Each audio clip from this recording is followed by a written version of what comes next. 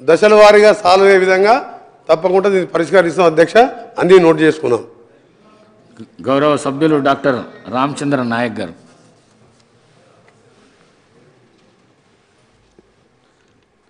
అధ్యక్ష,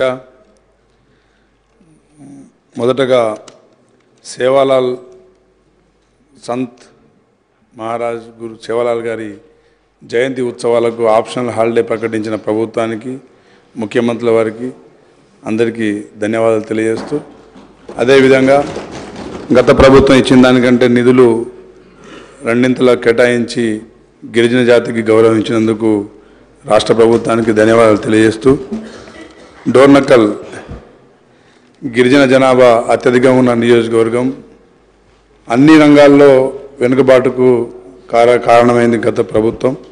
ముఖ్యంగా ఇప్పటి వరకు నియోజకవర్గంలో గవర్నమెంట్ జూనియర్ కాలేజ్ కానీ డిగ్రీ కాలేజ్ కానీ లేదు అధ్యక్ష. ఎలాంటి ఐటీఐ కానీ పాలిటెక్నిక్ కానీ పారామెడికల్ నర్సింగ్ స్కిల్ అంటే డెవలప్మెంట్ ఎలాంటి విద్యా సంస్థలు అక్కడ నెలకొల్పలేదు. అదేవిధంగా మా నియోజకవర్గం నుండి 60 dBm 40 dBm 2 కాలువలు పోతున్నా కానీ గతంలో కాంగ్రెస్ హయాంలో తవ్వించిన కాలువలు తప్ప పూడికలతో కంప చెట్లతో మొత్తం నిండి ఉన్నది. గత 10 సంవత్సరాల్లో ఎక్కడ దాన్ని పట్టించుకున్న పరిస్థితి అక్కడ లేదు అధ్యక్ష. మరి కాలువల నుండి కూడా చెరువులు నింపలేని పరిస్థితిలో ఇరిగేషన్ శాఖ వారు ఇబ్బంది పడుతున్న పరిస్థితి అక్కడ కనబడతా ఉన్నది. అదేవిధంగా వ్యవసాయం, అక్కడ మిర్చి అత్యధికంగా పండించే ఏరియా. అదేవిధంగా మిర్చి అక్కడ పండే మహబూబాద్ డోర్నకల్లో పండే మిర్చికి ప్రపంచంలోనే మంచి గుర్తింపు, తేజ మిర్చికి మంచి గుర్తింపు ఉంది. దాంట్లో నుంచి క్యాన్సర్ సంబంధించిన ఎక్స్ట్రాక్ట్స్ కూడా తీస్తారు అధ్యక్ష. మరి ఆ మిర్చి రైతులు ఒకే నెలలో 28 మంది రైతులు, గిరిజన రైతులు ముఖ్యంగా ఆత్మహత్యలు చేసుకున్నారు అధ్యక్ష. మరి ఆ మిర్చి కల్తీ విత్తనాలు కారణం. అదేవిధంగా మరి పండించిన పంటనే ఫ్రీక్వెంట్గా పండించడం వల్ల భూసారం తగ్గిపోవడం. మరి మిర్చి రైతులు గత 10 సంవత్సరాలుగా మరి నష్టపోతున్న పరిస్థితి అక్కడ కనబడతా ఉంది అధ్యక్ష. కాబట్టి అలా రైతులను ఆదుకునే విధంగా సోదరులు చెప్పినట్టు మాకు మిర్చి బోర్డు కూడా మా ఏరియాలో కొంత ఏమైనా ఆలోచిస్తే రైతులను ఆదుకునే ఒక పరిస్థితి ఉంటుంది. అదేవిధంగా అక్కడ 3 ప్రధాన వాగులు, ఆకేరు, మున్నేరు, పాలేరు. ఆ 3 వాగుల్లో గత నాయకుడు ఇసుక దోపిడీ చేసి చెక్ డ్యాములన్నీ తెగిపోయే విధంగా మరి అక్కడ 3 ఆనకట్టలు 6 చెక్ డ్యాములు కూడా మొత్తం గత సంవత్సరం వచ్చిన వరదలతో మరి తెగిపోయి మొత్తం ఫ్లాంక్స్ అన్ని తెగిపోయి మరి ఇప్పుడు ఈరోజు వాగులలో నీరు లేకుండా ఉన్న పరిస్థితి ఉంది అధ్యక్ష. కాబట్టి ఆ వాగులను ఇమ్మీడియట్గా రిస్టోర్ చేసి మరి వచ్చే వర్షాకాలానికి రైతులకు ఆదుకునే విధంగా చర్యలు తీసుకోవాలని చెప్పేసి కోరుకుంటా ఉన్నా. గత ప్రభుత్వం మండలానికి 50 పడకల ఆసుపత్రులు, నియోజకవర్గానికి 100 పడకల ఆసుపత్రి ఇస్తామని చెప్పి మరి ఎంతో ముద్దుగా చెప్పారు. కానీ ఎక్కడ 2 అంటే మొత్తం నియోజకవర్గంలో 2 PHCలు గత కాంగ్రెస్ హయాంలో కట్టినవి ఉన్నాయి. ఒక్కొక్క PHCలో ఒక్కొక్క మెడికల్ ఆఫీసర్ మాత్రమే ఉన్నారు అధ్యక్ష. మరి 2 లక్షల జనాభా ఉన్న మరి నియోజకవర్గంలో 2 మెడికల్ ఆఫీసర్స్తో సమస్యలు పరిష్కారం కాదు. కాబట్టి అక్కడ మెడికల్ ఆఫీసర్స్ని అదేవిధంగా నర్సింగ్ స్టాఫ్ను కూడా రిక్రూట్ చేయాల్సిందిగా కోరుతున్నా అధ్యక్ష. అదేవిధంగా డోర్నకల్ నియోజకవర్గం నుండి ఒక నేషనల్ హైవే, అదేవిధంగా సీతారామ ప్రాజెక్ట్ 2 పోతున్నాయి అధ్యక్ష. మరి ఒకే విలేజ్లో ఒకే సర్వే నెంబర్లో మరి సమానమైన మరి పరిహారం ఇవ్వకుండా అదొక సమస్య. అదేవిధంగా 6 సంవత్సరాల క్రితమే భూమి అక్వైర్ చేశారు కానీ ఎలాంటి చెల్లింపులు ఇంకా గత ప్రభుత్వం చేయలేదు అధ్యక్ష. దాంతో మరి ఆ రోజు 9 లక్షలకు 8 లక్షలకు ఇచ్చేసిన రైతులు ఈరోజు భూముల రేట్లు పెరిగి 40 లక్షల దాకా అయింది అధ్యక్ష. కాబట్టి వారికి ఇప్పటికైనా చెల్లించాలి, లేదంటే వారి పరిహారాన్ని పెంచాలని చెప్పేసి రైతులు డిమాండ్ చేస్తారు అధ్యక్ష. అదేవిధంగా విద్యా సంస్థలు ఐటీఐ కానీ ఇలాంటి కొన్ని గిరిజన ప్రాంతంలో వారికి ప్రత్యేక ఒక మైదాన ప్రాంత ఐటీడీఏ కూడా ఒకటి కేటాయించాలని చెప్పేసి తమరి ద్వారా కోరుతున్న అధ్యక్ష. ఇక భగీరథ సమస్యలు, మరి మిషన్ భగీరథ గ్రిడ్ అబ్బాయపాలెం అనే మా మరిపేడ పక్కనే ఉంది అధ్యక్ష. పాలేరు నుండి అక్కడికి జలాలు తెచ్చి అక్కడి నుండి 16 మండలాలకు అక్కడ నుంచి నీటి సరఫరా చేసే విధంగా ప్లానింగ్ చేయడం జరిగింది. కానీ మరి ఇంకా మెయింటెనెన్స్ మన కాంట్రాక్ట్ వారి చేతుల్లోనే ఉంది. మరి 4-5 సంవత్సరాలకి మొత్తం లీకేజ్ల అధ్యక్ష. ఇక మెయింటెనెన్స్ పీరియడ్ అయిపోయిన తర్వాత ఇక అది ఏ విధంగా మరి మెయింటైన్ అవుతుందో ఒక ఆగమే గోచరమైన పరిస్థితి ఏర్పడే పరిస్థితి ఉంది అధ్యక్ష. ఈ విలేజ్ స్థాయికి వస్తే సర్పంచ్లకు నిర్వహణ ఇవ్వలేదు గత ప్రభుత్వం. దానికి ప్రత్యేక అధికారి కూడా ఎవరు లేకుండా మరి గ్రామాల్లో తండాల్లో మరి డెలివరీ ప్రాబ్లం కూడా ఉంది అధ్యక్ష. అదేవిధంగా మున్సిపాలిటీలు డోర్నకల్, మరిపెడ 2 మున్సిపాలిటీలకు నూతనంగా ఏర్పడ్డాయి అధ్యక్ష. ఆ 2 మున్సిపాలిటీలలో మరి సర్వే నెంబర్ 465 దాదాపు ఒక 4000 ఇండ్లు ఉన్నాయి అధ్యక్ష. ఆ ఇండ్లకు హౌస్ నెంబర్ ఇవ్వకపోవడం వల్ల మరి వారికి నల్లాలు కనెక్షన్స్ ఇవ్వక వారి నీటి సరఫరా కూడా ప్రాబ్లం అవుతుంది అధ్యక్ష. మరి అదేవిధంగా మున్సిపాలిటీలలో అత్యధికంగా ట్యాక్స్ వసూలు చేస్తారనే ఒక మరి అపవాదు కూడా ఉన్నది అధ్యక్ష. మరి సమానంగా తగ్గించి సమానంగా అందరినీ తండాలు కూడా కొన్ని మున్సిపాలిటీలు కలిసినాయి అధ్యక్ష.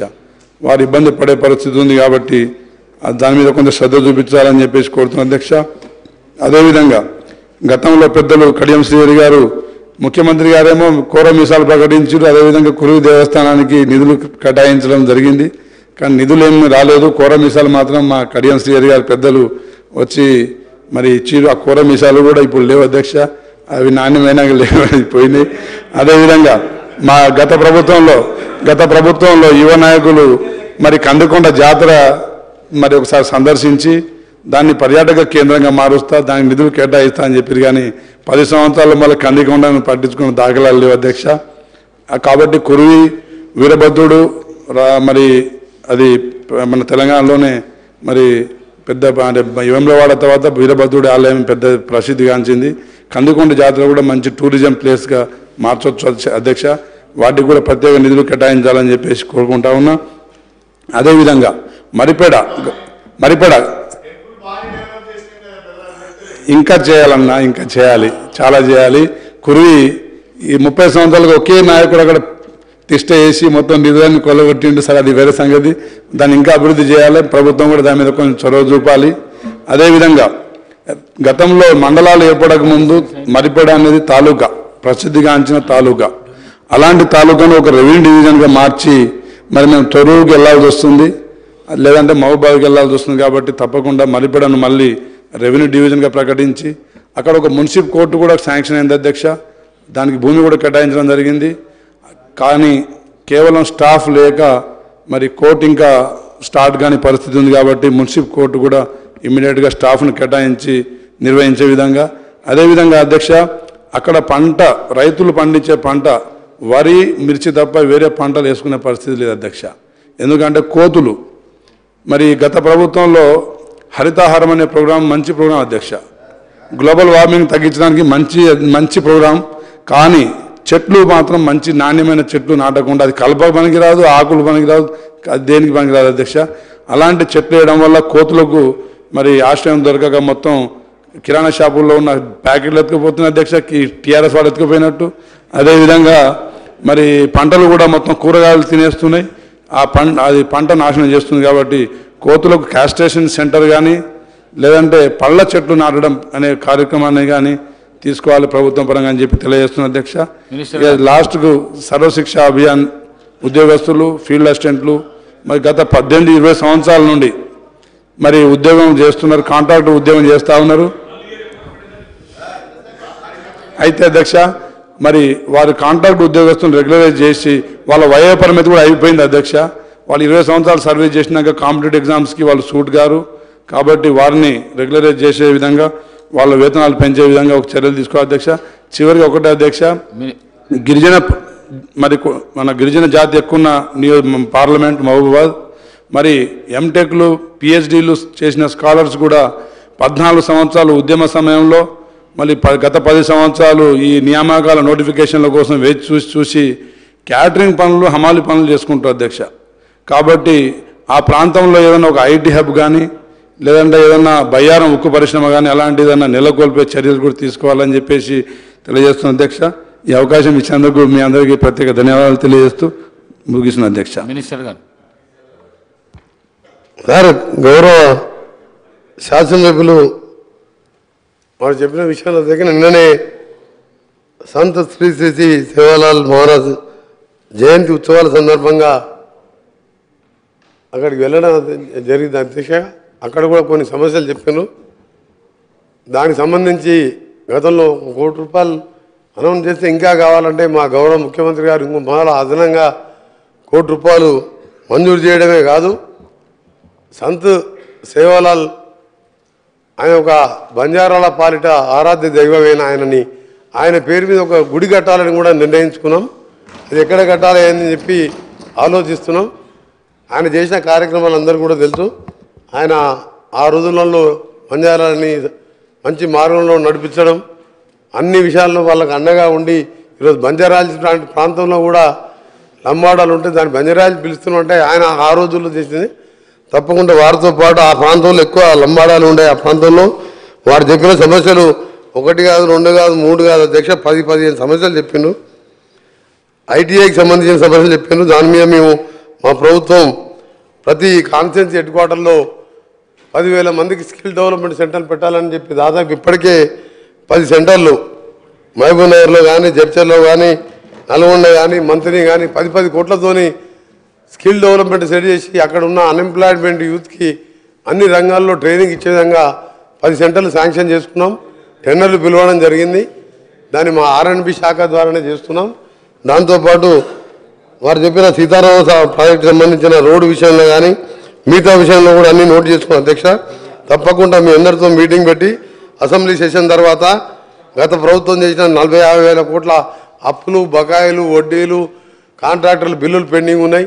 అవన్నీ ఒకవైపు తీర్పుకుంటూ ఇవన్నీ కూడా వచ్చే 5 సంవత్సరాల కాలంలో మా 6 గ్యారంటీలే కదా అధ్యక్ష.